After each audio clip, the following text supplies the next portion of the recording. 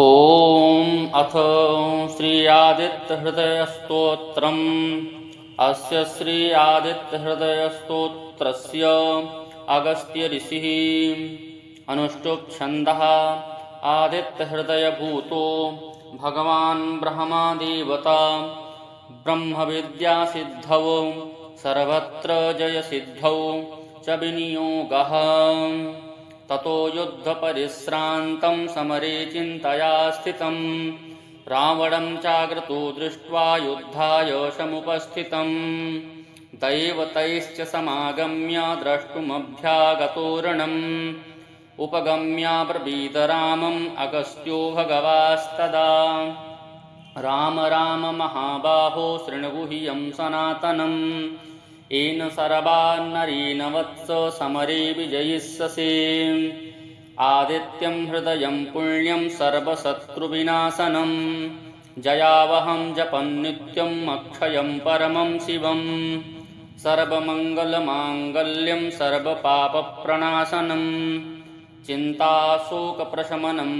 आयुर्वर्धमनुत्तमम् रश्मिमन्तं समुद्यन्तं देवासुरनमस्कृतं पूजयस्वभिवस्वन्तं भास्करं भुवनेश्वरं सर्वदेवात्मको हे स तेजस्मिरश्मिभावनः एष देवासुरगणान् लोकान् पातु गवस्तिभिः एष ब्रह्मा च विष्णुश्च शिवः स्कन्दः प्रजापतिः महेन्द्रो दनदाकालो यमः सोमो ह्यपाम्पति पितरो वसवः साध्या अश्विनो मरुतो मनुः वायुर्वह्निप्रजाः प्राणा ऋतुकर्तप्रभाकरः आदित्या सवितः सूर्या खगः पूषा गभस्तिमान् सुवर्णसदृशो भानुः हिरण्यरेता दिवाकरः हरिदस्वः सहस्रार्चिः सप्तसप्तिः मरीचिमान् तिमरो मथनः शम्भो त्वष्टा मार्कण्डुकोशुमान्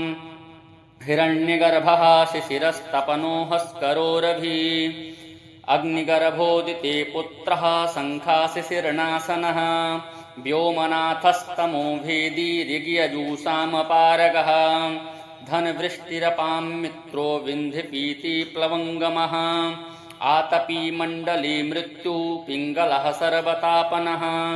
कविर्विश्वो महातेजः रक्तः सर्वभवोद्भवः नक्षत्रग्रहताराणाम् अधिपो विश्वभावनः तेजसामपि तेजस्वी द्वादशात्मन्नमोऽस्तु ते नमः पूर्वाय गिरये पश्चिमायाद्रये नमः ज्योतिर्गणानां पतये दिनाधिपतये नमः जयाय जयभद्राय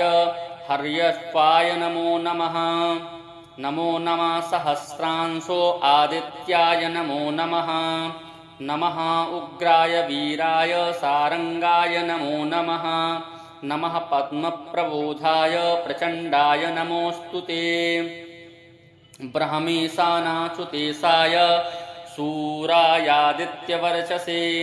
भास्वते सर्वभक्षाय रौद्राय वपुषे नमः तमोघ्नाय हिमघ्नाय शत्रुघ्नाय मितात्मने कृतघ्नघ्नाय देवाय ज्योतिषां पतये नमः तप्तचामीकराभाय हरये विश्वकर्मणे नमस्तमोभिनिघ्नाय रुचये लोकसाक्षिणे नाशयत्ते स वैभूतं तमेव सृजति प्रभुः पायत्ते स तपत्ते स वर्षत्ते स गवस्तिभिः एषु सुप्तेषु जागर्ति भूतेषु परिनिष्ठितः एष चैवाग्निहोत्रं च फलं चैवाग्निहोत्रिणां देवाश्च क्रतवश्चैव क्रतूनां फलमेव च यानि कृत्यानि लोकेषु सर्वेषु परमप्रभुः एनमापत्सु कृत्सेषु कान्तारेषु भयेषु च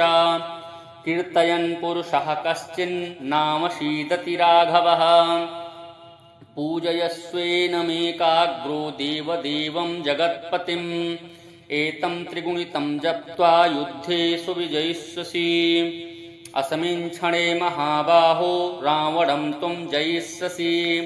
एवमुक्त्वा ततोऽगस्त्यो जगाम स यथागतम् एतच्छ्रुत्वा महातेजा नष्टशोको भवत्तदा धारयामास सुप्रीतो राघवः प्रयतात्मवान् आदित्यं प्रेक्ष्य जप्त्वेदं परं हर्षमवाप्तवान् तिराचम्य शुचिर्भूत्वा धनुरादाय वीर्यवान् रावणं प्रेक्ष्य हृष्टात्मा युद्धार्थं समुपागमत् सर्वयत्नेन महता वृतस्तस्य वधे भवत अथ रविरवदन्निरीक्ष रामं मुदितमना परमं प्रहस्यमाणः निश्चरपदि संशयं विदित्वा सुरगणमध्ये गतो वचस्वरीति।